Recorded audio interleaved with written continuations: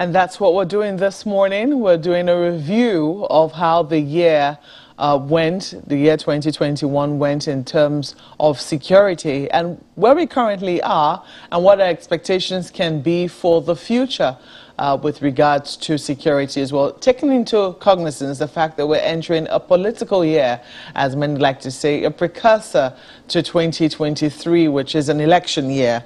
Joining us this morning to help with that review is Brigadier General Sani Usman, retired, who is a former Director, Army Public Relations, and also former spokesman of the Nigerian Army. You're welcome to Sunrise Daily this morning. Thank you, and compliment of the season. Yeah, sometimes it's easy to forget that we're still in the Yuletide season. Compliment of the season to you as well. This is where we currently are. Our correspondent has tried to summarize, in great... and it's sometimes very difficult to summarize the activities of 365 days into a small report. But I think basically the essence of what happened this year, the challenges that we faced this year have been captured. It doesn't matter the region you turn to. It would seem that every region had its own fair share of problems. But I think that the singular thread running through all of the regions is people feeling unsafe, especially with kidnapping and banditry on the rise.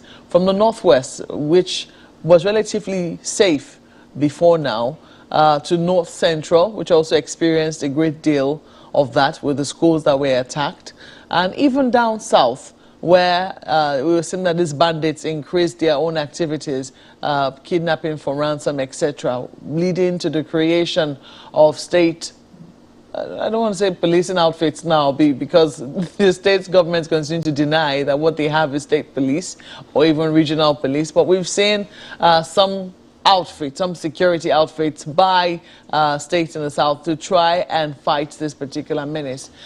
How would you say that the federal government, because they are still the ones with the biggest responsibility with regards to the use of constitutional force, how would you say that they have fared with tackling the challenges that we faced security-wise? Well, I think if we are going to assess, it all depends on the perspective you are looking at it from. And first and foremost, if you look at the various security challenges, take for instance, the counter-insurgency and counter-terrorism effort. I think the federal government has not fared badly. For instance, we have witnessed incremental increase in the efforts of the military and security forces. We have never had it so unprecedented to the point that as of yesterday, over 23,000 Boko Haram and ISWAP fighters and their families surrendered. And so you can understand that actually a lot has been achieved in that regard to the point that they are now surrendering. And of course, it is not just because of anything. It was because of the concerted effort, the combination of both kinetic and non-kinetic effort. And I think the challenge as regards to that is the issue of how do we deal with it, because this is most unprecedented. Yes, when you look at the northwest, for instance, the issue of banditry and kidnapping seems to, linger on. But just recently, with the injection of new equipment and weaponry into it, I think there are kind of semblance of progress that we have been witnessing, because people on the ground attest to the fact that things are getting better as compared to what they used to be before. However, in the northwest of the country? Yes. Regardless of whatever it is, there is need to do more, because the average Nigerian is concerned about his safety and welfare. And in as far as much he or she is concerned, he should be able to go about his or her own business without let or hindrance. So if there is any apprehension, definitely we have not fared much. Therefore, there is need for,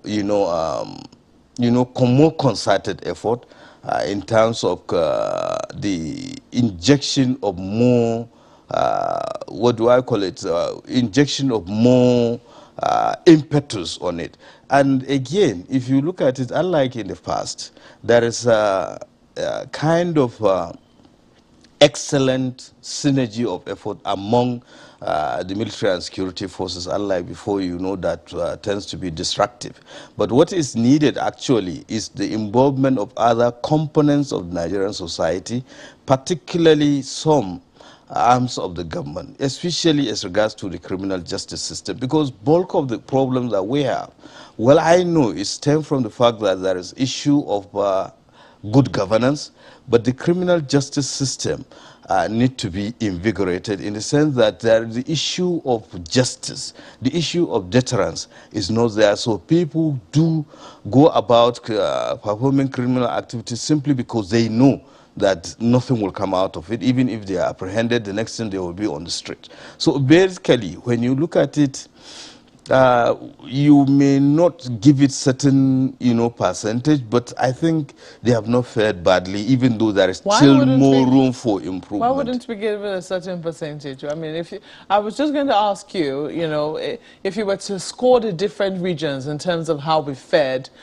because of course there will be an aggregate score at the end of the day, but if you were to look at the security challenges that we faced in each region, which sometimes seems to be unique to that region, how would you say that the security agencies have fared in regards to that? Well, if it is security agencies, given the prevailing circumstances they found themselves, they have fared very well, in the sense that if you look at it, first and foremost, we neglected the policing system. And that is exactly what brought us to where we are now.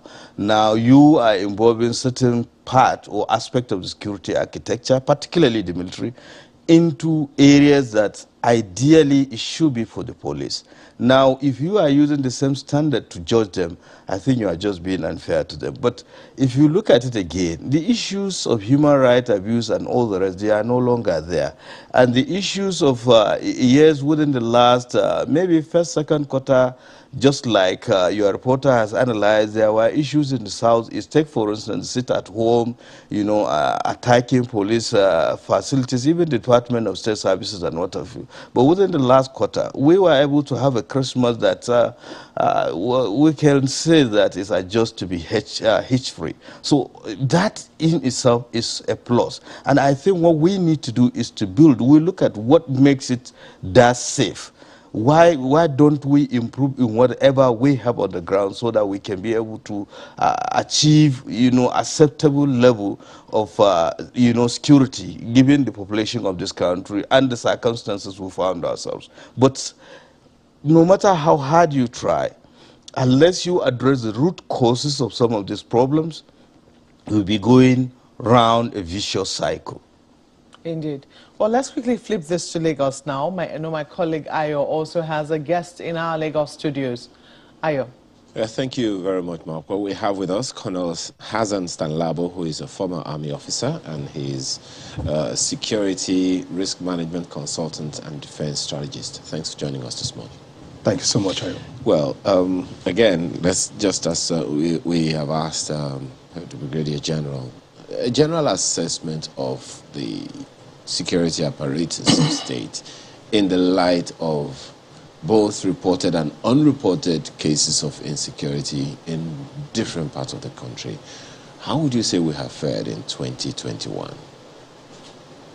Thank you so much, Ayo. As a matter of fact, I would say 2021, I don't think it will be an overstatement if I say to an extent some level of relief was beginning to, emerge. Or do I say some level of hope that, look, things could be better or things are really getting better. However, I must add this because I don't want to just go about saying nearly everything General Usman has just said, because otherwise those are the areas I would have actually loved to have commented on. But I just want to maybe add one or two things to what he has said.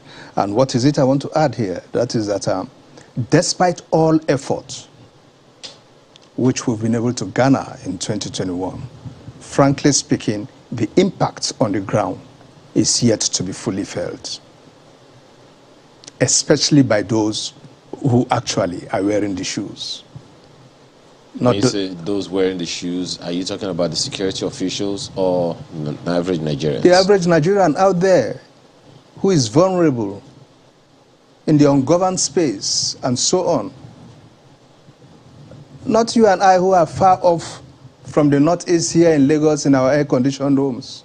And we can just look at newspapers, watch the televisions, analyze situations, and so on. I'm talking of those who are actually feeling the pinch. There is no time I travel home without tears dropping from my eyes. When you see relations and you say, Jesus, are these my relations? People who have left their homes for how long? So the point I'm trying to make here is that, look, yes, fine, we have made certain efforts, but I must say this, the impact on the ground is yet to be fully felt. And why is it so? It's because of the depth of the problem on ground, the issues, I mean, you know. But there are those who will also argue, my apologies, there are those who will also argue that it will seem like the challenges are growing branches, just evolving from time to time, you know, in different ways, manners, shapes, and forms. Well, you've talked about the impact of insurgency, but then there are those who will always reference kidnapping, banditry on the road. I know you are taking a lot of words out of my mouth. I wish you had just allowed me to continue. Okay? And where was I about moving into? I was about moving into the known facts that, look, to a greater or larger extent, we know there is poor or lack of governance out there. All right? The administration has got to do a lot more in reaching out. Governance must be seen to be taking place. A situation, for instance, where in certain communities, Nigerians who are so vulnerable have shown some interest or shown some level of loyalty towards terrorists who are now collecting tax, towards terrorists who are now providing certain services, be they health services or whatever, to communities who hitherto never enjoyed some of these services. And to that extent, the communities are beginning to feel, oh, even far more comfortable with these guys. It is an indication that we have failed. I am saying we because I see myself as part of the lot. We have failed in providing for our people. If now they are even preferring those we see as terrorists. I just use that as an example. It's happening everywhere. I mean, if anybody wants to contest that, okay, go ahead. You keep fooling yourself. We better listen to the truth, walk by it, investigate these things, see if they are true, and see what we can do about it. Okay? Unemployment. I'm looking at some of the extraneous issues which we're coming up with now. Unemployment is also there. Sorry, but before you go to unemployment, yes, please. The information you just gave now about people preferring, you know, those we feeling call more comfortable with terrorists. Yes. Is it that information is unknown to the security? There is nothing unknown. Yeah, these are well-known facts. These well-known facts. It's a matter of we're now acting on it and making sure we're able to correct some of these things. So what could we have done that we haven't done, and what would you say should be done? What you could have done as a government is that even before this took place, you could have provided governance. Okay, now it has happened. Now it has happened. Fine. We'll get our forces to go in there, see how we uproot these guys, and then begin to do the right thing immediately. Governors up north have abandoned for long, I repeat. Serially, governments have abandoned their primary responsibilities of meeting up with the social contract they have with the people. Security and welfare. Those are the two branches of the social contract, as spelled out by the Constitution. Before all this happened, what are the fundamentals? What actually led to all this? Poor governance. We are still talking about nearly 13,000 Almajiris on the streets in the north. What have governments done about it? What are the governors doing about it? We must face up with realities and see how we address these issues. Otherwise, we clear this set of Boko Haram and think it's over. Another group is coming up. We must find a way of seeing how we can provide for these kids now.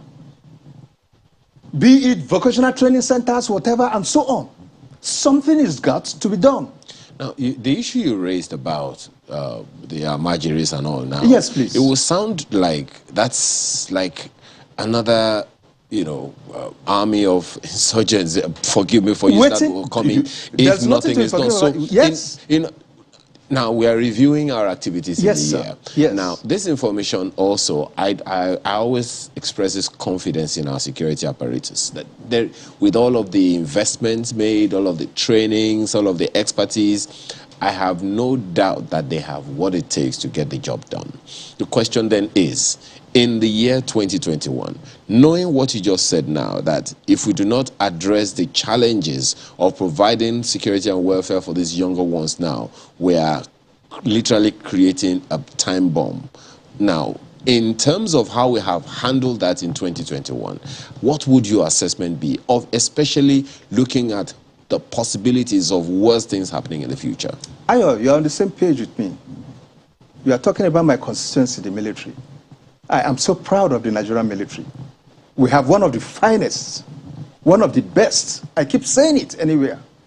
Even when things were really down. Okay? Even when things were really down. Looking back at our performance, this is the same army I fought with in Liberia. This is the same army I fought with in what's it called? Sierra Leone. This is the same army I operated with in the Darfur. This is the same army I operated with in the Bakassi for over 3 years. I know what stuff the Nigerian military is made of. So when I say the Nigerian military is one of the finest, I know what I'm talking about because I've operated with them. That is where I belong. So, that is where made me. So what then is the shortfall? The shortfall, of course, is leadership at the strategic level, period. Be it both at the national and subnational level. Leadership issues. It is unfortunate, I must say this, Ayo. It is unfortunate that our selection system for leadership is so defective that it often, let me just finish, okay, that it often throws up our very worst amongst us into such positions. Is it the leadership among the security operatives that you're talking about now? Political leadership. Because let's face it, at the end of the day, the military receives its orders from the political leaders. There's only one, and that's the President and Commander-in-Chief of the Armed Forces. Thank you for being specific. But I'm talking about leadership at the strategic level, both at the national and subnational. We could go about defining who. Okay, well, we have someone else joining us from our studio in Benin. Solomon Arase also joins us this morning. He's a former Inspector General of Police. Thanks for joining us this morning.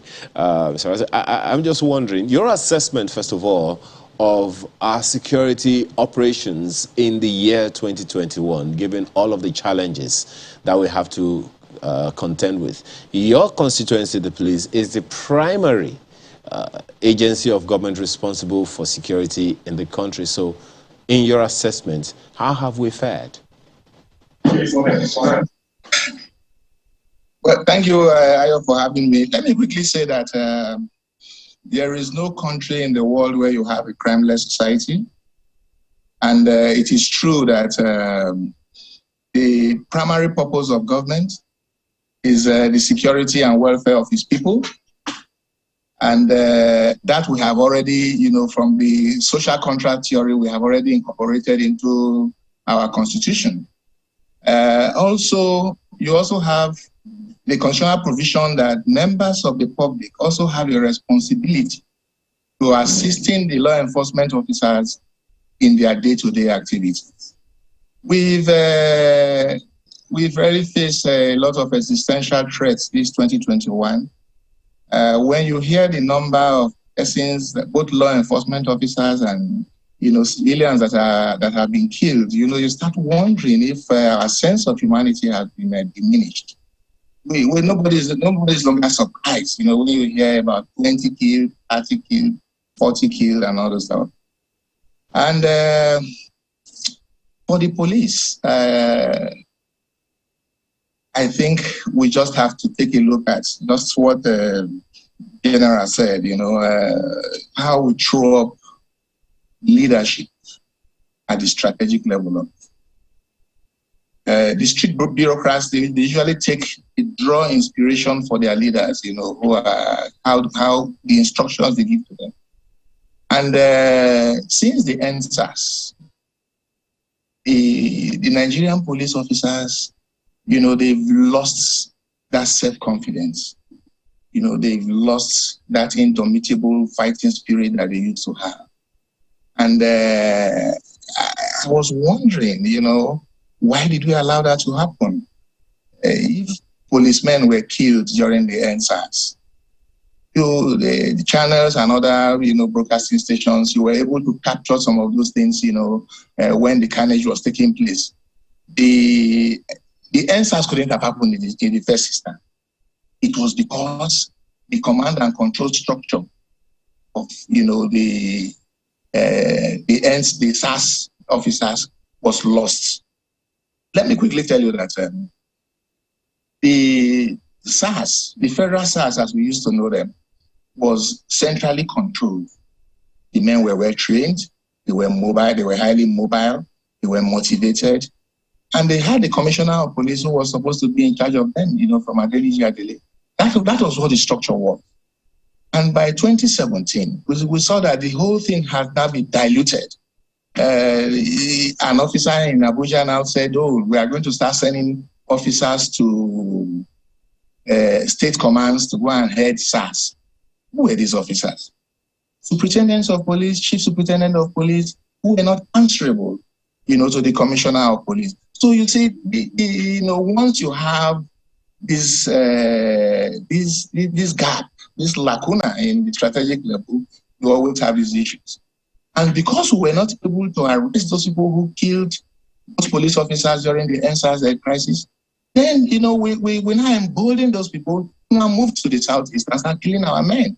So you see, the issue is we just have to take a rethink about how we manage our internal security management. As I said earlier, there's nothing like a crime-free society, but, there must be that strategic approach. The officers must be mentally mobile.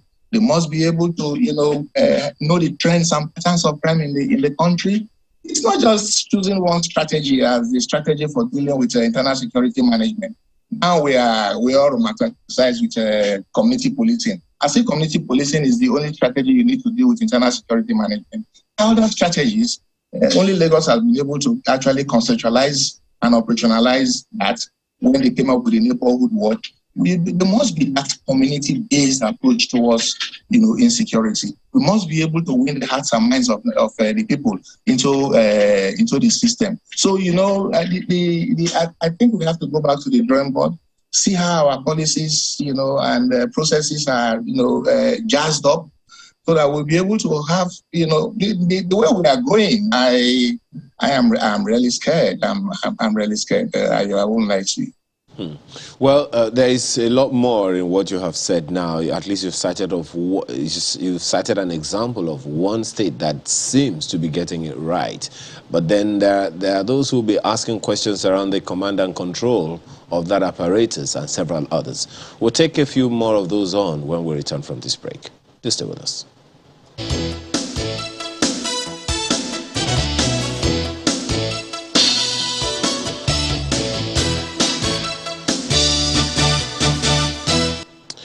Thanks for staying with us. Just before I throw this to Abuja, I'm sure that Malcolm, my colleague, would also have some questions for Mr. Arase. Mr. Arase, you were talking about, example of one state that has gotten it right. But then there are those who are still talking about the fact that, look, whatever it is that whichever state governor can do, they cannot control the police as it seems. And consequently, and it would seem like this year was particularly set aside for that, asking for state police. But before we go into some of those other issues, the example you cited about SARS, the NSARS, didn't just start in 2021 or 2020. There are those who are wondering How did we get here in the first place? It dates as far back as 2015, when people had been calling for a rejig, a complete overhaul of the SARS, and nothing was done until it combusted, so to speak, in 2020. And of course, the aftermath of which we have seen in 2021. So in terms of the general outlook, structure, formation of Nigeria's police system, what do you think we should have done, or we could have done better in 2021 to get better services from the force?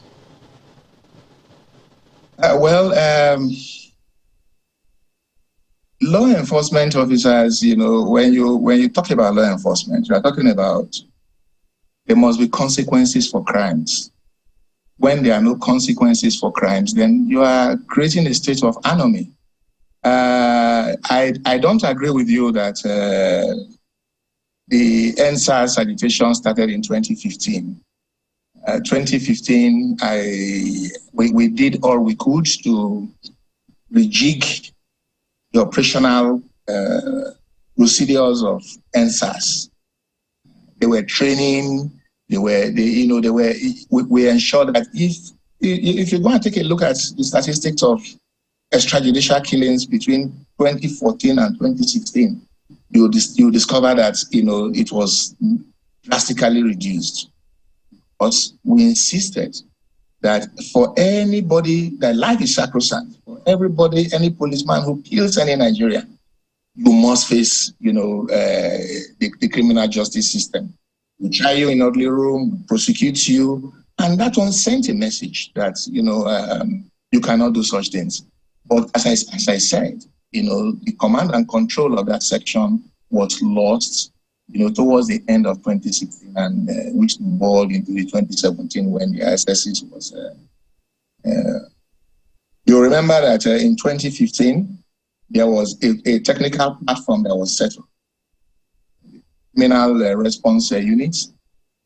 This was supposed to put the police at the domain of public accountability, where people could report cases against police misconduct.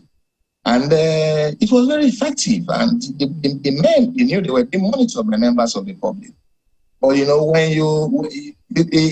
idea is, if you are analog, a strategic leader and you are analog, you discover that your operations and the command and control you give to the bureaucrats, who are the inspectors and rank and file on the highway, are also analog. So that is where the whole problem emanated from. We just have to think about our recruitment policies. We have to think about our training. Can we start, democratizing, the training curriculum for officers, and emphasis on physical, training is already becoming obsolete. Contemporary policing involves some little knowledge of sociology, some little knowledge of psychology, some little knowledge of public relations. These are what you need to infuse into the policing system. Policing culture throughout the world is always talking about us against them. So you discover that that has also been a very, very big problem. You're talking about the control and command of governors.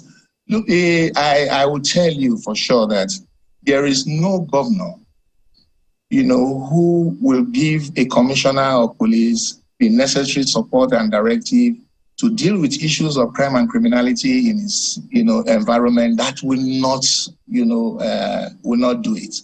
The problem has been, political interference with the command structure, and once you have that, then that is where you see the resistance, coming in and saying, okay, we have to get some directives from.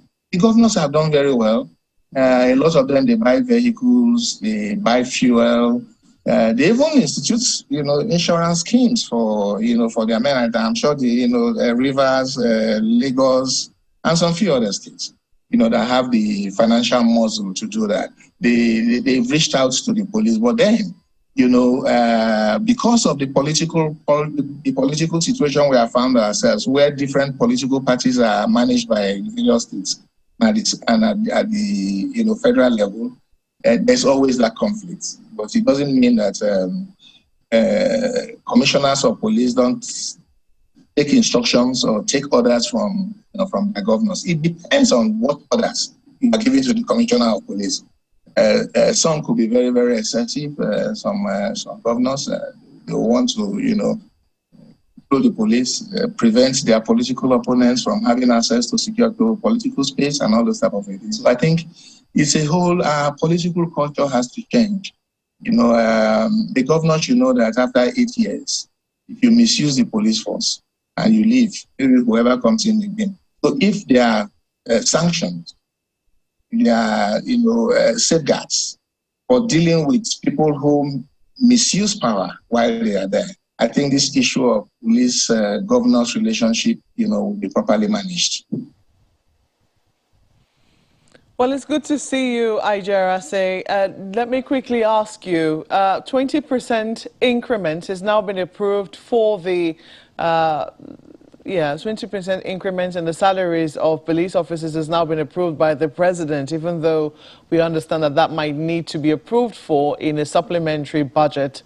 However, how big a morale booster would you say that increment is in the light of the challenges currently before the Nigeria police force?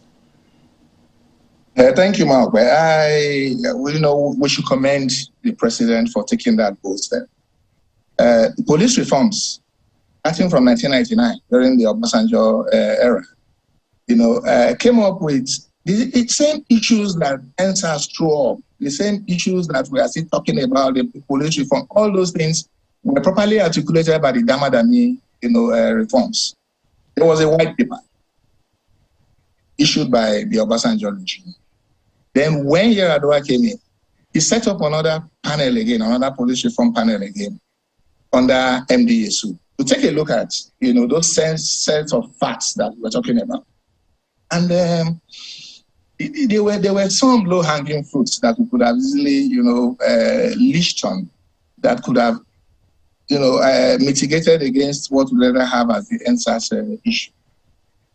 The salary was one, their welfare was another, the barracks were another, the vehicle something was there, the capacity of the men were there, the training were there. So one must commend the president for at least taking on that, that issue of 20% salary increase. But for me, salary alone,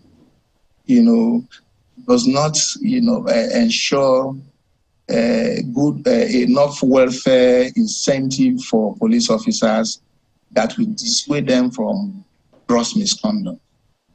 I give you an example.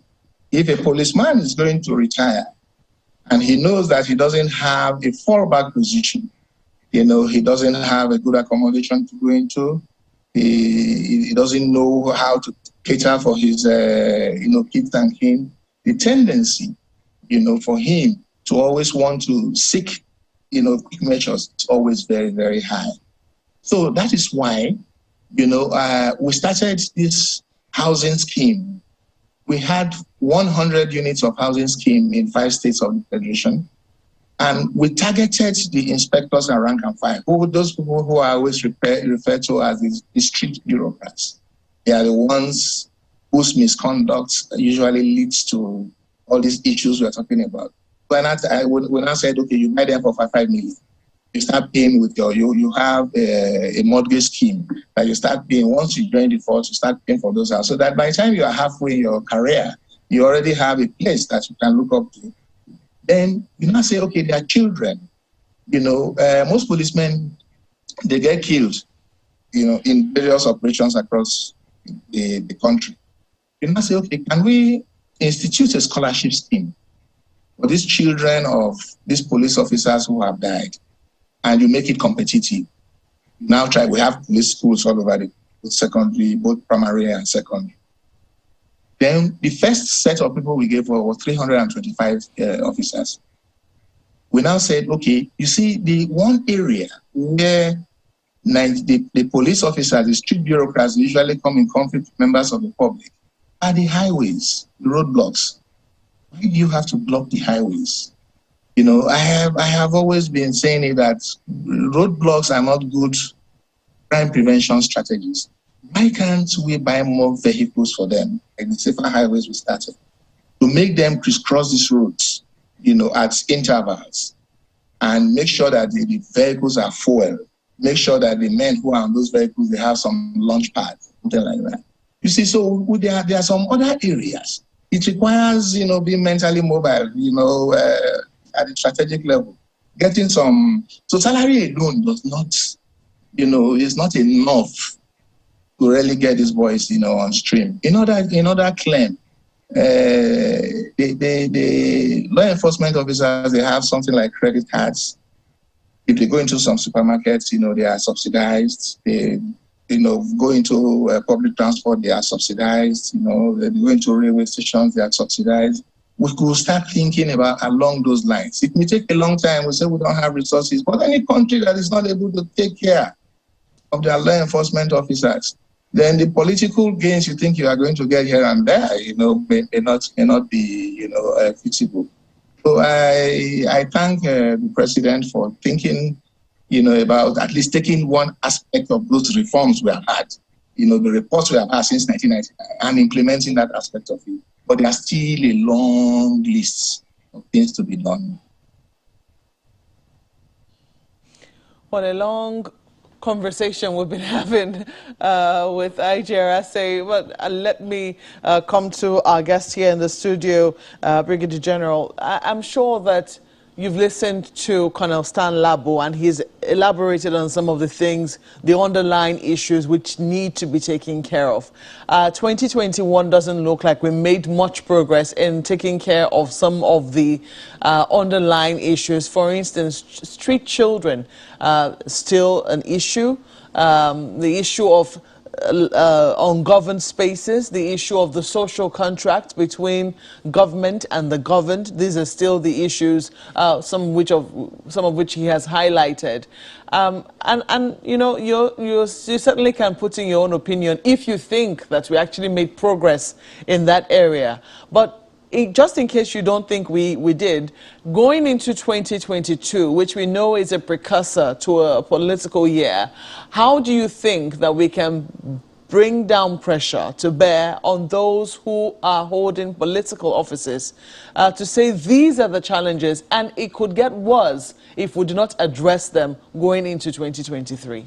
Well, yeah, I rightly agree with you that it has been a year of mixed contents, and but I think we should be optimistic in the sense that, given the recent happenings and the fact that barely 17 months to the general election, there is a need for us to really put our acts together. Otherwise, it will even affect the political process or the democratic process in this country. And I said it sometime back in Ibadan, that unless we deal decisively with security challenges, we are toying with the issue of the general election. And now, so things to be done. Almost everybody knows the problem, and I think what it requires is concerted effort to deal with these issues. And now, one is the fact that we need to go down the root causes of some of this problem, because they are intricate and woven into our, you know, corporate existence as a nation. And I know that some organizations and individuals are making concerted effort, and the government ought to take lead in dealing with this issue, because it has the mandate of the people to do it. Take, for instance, the security challenges. Yes, we have equipment, and I like what IGP Arasa has said. There are things to be done, and beyond the welfare package or the increment in the police salary, 20%, I think we should also look at the administrative makeup of the police. Take, for instance, what are those arrangements for the police to perform their duties? And I can tell you that a divisional police officer gets just 14,000 naira to run a whole division, are we really serious about detecting and preventing crimes, talk less of, when it happens, dealing with it? This is just one aspect. Then the issue of time-tested conflict resolution mechanism. Now, we have the proliferations of small arms and light weapons within the Nigerian society. Yes, a center has been created, and they are doing all they could to make sure that they, mop up these weapons. But why is it that an average Nigerian feel that he would rather resort to use of arms against dialogue with each other? Then, apart from that also, of the 3 tiers of government, it is only the federal and state that seems to be working. The local government seems to be in comatose, and deliberately so. Unless we go back and rescale the local government system, we will definitely be having the same problems we are having, because they act as buffer. They are closer to the people. They know the problem. Therefore, with all the rulings by the Supreme Court and all the rest, I think we should allow the local government system to function effectively and efficiently. And thirdly, I made mention of our criminal justice system, or the component of the Nigerian society. Institutions should be strengthened, particularly the judiciary, and deal with the corrupt practices that makes it not to function effectively. And if people know that if they commit an offense, they will be, disciplined, so to speak, according to the judicial process, and the average common man, if he or she knows that if anybody trample on his or her rights, there are remedial procedures that are effective, I believe this will go a long way in tackling this. Then the issue of equipping, the security challenges are fluid and dynamics, and we have to move with time. And thankfully, Arasa has made mention of the fact that people should not be analog. This is digital age. Even the governance requires digitalization. And of course, the management itself requires, use of technology.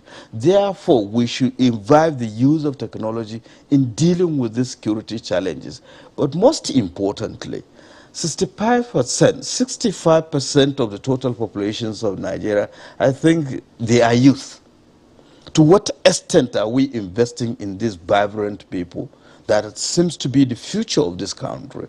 So when you address this issue, and if you look at it also, those involved in most of these criminal activities that, let's say even terrorism and insurgency, kidnapping and banditry, except for their leadership, who should be in their late 30s or in their early 40s, they are all youth. So if we have a better way of managing our youth, creating opportunities for them to excel, because you see the power of Nigeria lies not only in our diversity, but the fact that we have a very vibrant human resources that are very, very creative and industrious. Creating an enabling environment will make people to channel their energy positively for the well-being of Nigeria. So there's so many gamuts of things that need to be done to ensure that the year 2022 will be a better year in terms of security and general well-being of the Nigerian society as compared to, the existing 2021. Okay, let me go to Colonel Stan Labo in Lagos. And I know that, Colonel, there have been times in 2021 when you have shed tears, even on national TV, because of how emotional the situation has made you. However, I'm wondering, going into 2022, first and foremost, I do not know whether from the time when you have complained, whether you've seen some incremental progress, one, and then going into 2022, what are some of the low-hanging fruits that you think that we can quickly work on? Because yes, we know that the work with regards to security is humongous, but if we're to look at quick wins, things which we can easily do to weighing back hearts and minds and say that we are on the right path, what would you be looking at? Thank you, Markwe. As a matter of fact, I must say yes. To some extent, we have seen some level of improvement. We cannot want to run away from that fact, but like I said, the impact is yet to be felt on ground. The improvement we have seen, I would say, is known in most cases to those of us who are aware of happenings, probably in government, and the fact that there are deliberate attempts to see that some of these issues are addressed. But given the depth of the damage, the impact is yet to be really felt on ground. And what do we think can really be done as we move on, like you rightly asked, quickly? I would say that why are we still delaying whatever we need to do concerning the enhancement of manpower within the security sector, looking at the armed forces and even the police? I am not seeing, or I have not yet seen, a reasonable level of urgency, okay, being exerted by this government to see that we enhance on manpower. Manpower has become a major problem with us in the military. Likewise with the police. In the first place, is the manpower issue in the police that has partly, been responsible for we drafting in the military to begin to play a policing role. Now the military itself has become so overstretched. There is a need for some manpower. A good number of us in the course of discussions like this, at fora of this nature, we have always been able to come out with even short-term solutions and long-term solutions to these manpower issues. What is still stopping us, for instance, from drafting in or bringing in from our reserve, assuming we have a reserve pool, okay, within the crop of veterans, able-bodied men who can still come in to fill in some of the gaps?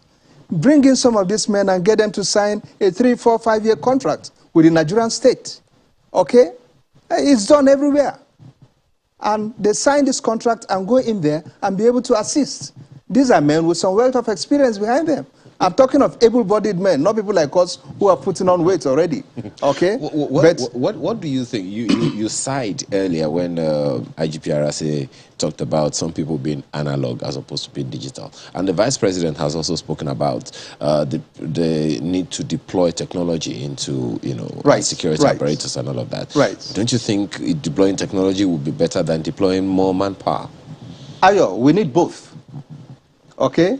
And it is, to me, still a very annoying issue that up to this moment, technology is not playing the sort of role I expect it to be playing in the ongoing war in the Northeast. I expect, what are drones, for Christ's sake? By now, these things should be everywhere. I wonder what is really holding us back from taking some of these steps. Okay? And today we have fantastic drones in the market out there. Drones that will be engaged, carry out surveillance capabilities, drones that will be able to engage for you, and so on. All you need to do is sit at an operations room and, give out the commands and so on. Pressing the buttons and the drone will be busy doing all the job, sending in results for you and so on. By now, we should be engaging drones. Okay. By now. Okay, and I did talk about the issue of manpower, and we should be addressing also, seeing how we can enhance welfare. And just like the former IGP said, thanks to the president for the 20%, he was able to avail the police. I think more should also be done. Like I said, it's not just the monetary aspect alone.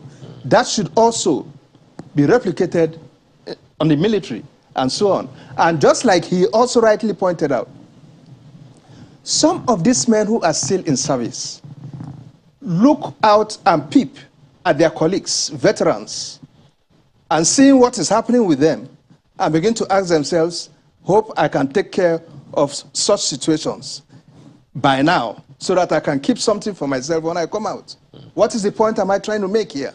I am looking at the veteran community within the Nigerian security sector and how they feel. and what signals they've been sending out, the average retiree today, I'm talking of soldier retiree, not necessarily officers. I'm not saying you should ignore the officers, but I'm more concerned with the soldiers because their own plight is actually terrible. Okay. He's not a happy man with the Nigerian state. Okay? He has a lot of qualms to pick with the Nigerian state. Okay. Well, there's so much to say on that one, but let me just take Mr. Arase's final words as well on this. And I'd like to be specific, Mr. Arase, on the issue of 2022, as my colleague has called it, is a political year, and definitely a lot more work for the police in ensuring that we prepare for the elections significantly well enough so as to, as much as possible, reduce all possible reasons for a breakdown of law and order. What would be your to-do list for the police and for the government? My concluding shot would be that there must be consequences for crime. In a country where you don't have consequences for crime, and you allow these things, to foster, and it becomes a very big problem. There must be a paradigm shift of, the police perspective towards having to assuage the fears of members of the public. If you watch it, anytime the public is beginning to complain about, rising insecurity, what's the police authorities they do? They quickly mop up suspects, do a press conference, and say, we've arrested so and so. This is so and so firearms. Then you start, I will be waiting. I will say, when are these people going to be processed through the judicial system and sent behind the bars? And then are they not supposed to be consequences for crime? So I think the police management should start thinking about that. Because when you deal with issues of crime and criminality decisively, you send a message across. People, they start, thinking that, yes, if you do, then the capacity of officers, our investigating capacity, has to be jazzed up. I've had occasion recently to discuss that with President IG, and I think he's interested. The training opportunities are all over the place, where you can get these men properly trained. The operational listing is always very, very good. The IROT I set up has been very, very potent and in getting people arrested. But there must be a step further, of getting these people, processed through the judicial Just one system. quick thing, Mr. Arase, just before we go, just one very quick thing. And you seem to have spaded around it a little. But can you be a little specific about the issue of state police that so many people have been agitating for over time? What's your take on it? Is it time? Policing is local. Let me just say that policing is local. That is why we try to get non-state actors from various, from the various communities to assist in crime issues. But the issue of state police, for instance, what Ondo State has done, you can see that since this Amoteku came up, they've been able to halt, the decline into a state of anomy in that state. But then we have to also be very careful so that they don't take on the toga of now becoming an alternative law enforcement agent. You see, the issue with state police is that, yes, it is something that is feasible, but also you start wondering, do the political majority and of the political class, can they afford such things at this particular point in time? I think that is where we have to be very careful. I'm sure you've read stories of where some governors have tried to prevent their political opponent from coming into their various states, preventing them from having, political space. So they must be tolerant. They must be that they're intemperate. Once you have a political class that will always want to muzzle their opposition, then the issue of state police can be a very dangerous, issue. But ordinarily, as I said, security is local, it's environmental, so those are things that we have to start thinking about. Let's hope that, with time, we'll be able to develop our political culture to that end.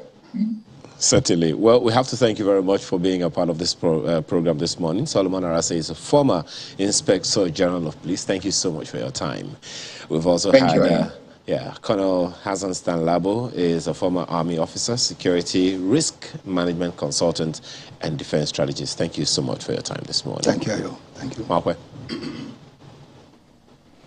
And we've also been speaking with Brigadier General Sani Usman, who is a former Army spokesperson. Thank you so much for coming to shed light on the security situation this morning, and compliment of the season once again to you. Thank you so much for having me. I wish you a new prosperous 2022. Well, we all hope that it will be prosperous and safe for us all. We'll take a break at this moment and we'll be back with another topic regarding health security this time around. Please stay with us.